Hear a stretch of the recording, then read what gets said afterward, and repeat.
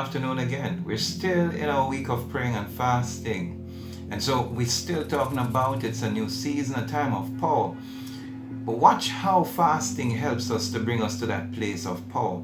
We've been looking at Isaiah 58 and we're at verse 9 and want to go to verse 12.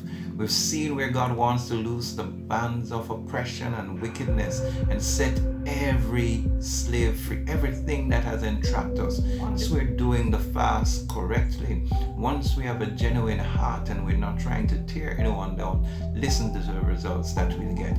It says, then you will call and the Lord will answer. You shall cry and he shall say, here I am.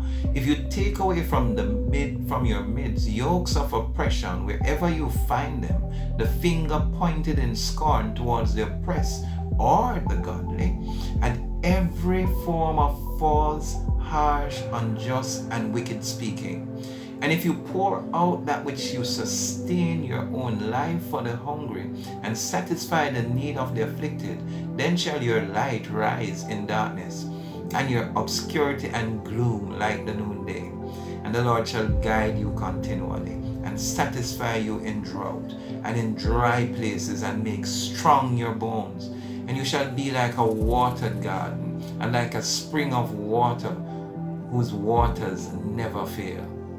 And your ancient ruins shall be rebuilt. You shall raise up the foundation of buildings that you have laid waste for many generations. And you shall be called repairer of the breach, restorer of streets to dwell in. The results are fantastic. You shall call on the Lord, and he shall hear you. He shall answer. Not only shall he hear, he shall answer your cry. He will say, here I am. But he wants us to take some things from out of our midst. Oppression, wherever you find it, the finger pointed in criticism and in scorn towards the oppressed or the godly, and remove from us every form of false, harsh, and unjust and wicked speaking. That when we do that and when we pour out of ourselves to sustain life for the hungry and satisfy the need of the afflicted, then your light shall rise in darkness.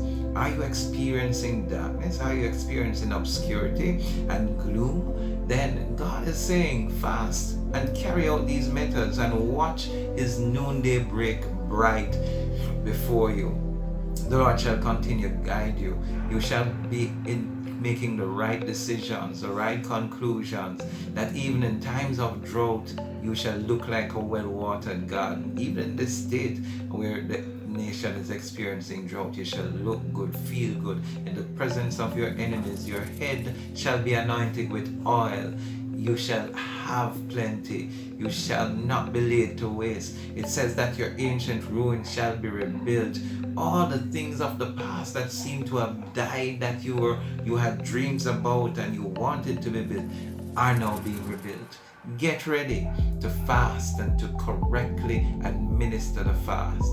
We should be into day 3. And if we're into day 3, it represents the killing of the flesh, and that the Spirit of God should be breaking forth mightily. It's a new season. And so in saying it's a new season and that we're 18 and we're of age but we have not yet arrived, we want you to know that you shall go through the rivers and you'll not be drowned. You shall go through the fires and you shall not be burned, and that the Lord is causing springs to flow up in dry places.